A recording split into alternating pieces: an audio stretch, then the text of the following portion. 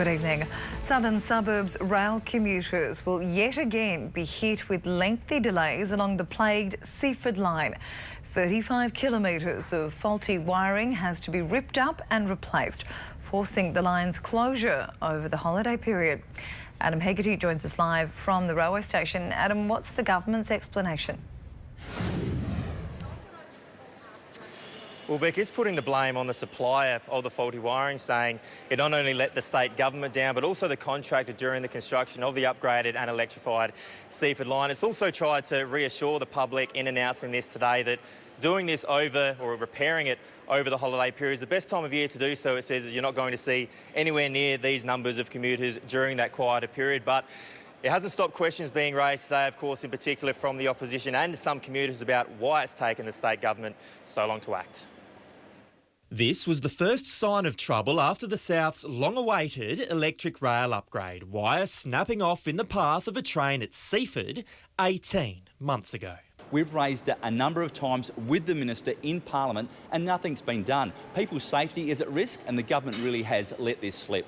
They thought it was an isolated installation error, but after a second split at Christie's Beach in May this year, they've found it was a manufacturing error by supplier Olex. So they're ripping up and replacing 35 kilometres of the wire along the Seaford Line.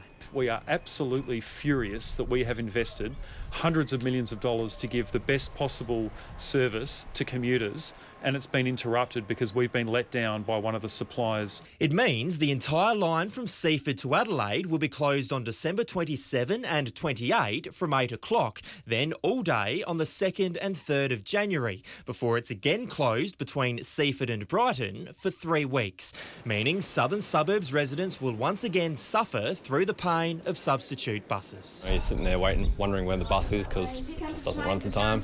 Yeah, it's a horrible experience. I think everyone probably should have been better. One passes the buck from one to another. Adding to the chaos, unrelated signalling maintenance on the Belair line. It will close for 4 days from Boxing Day.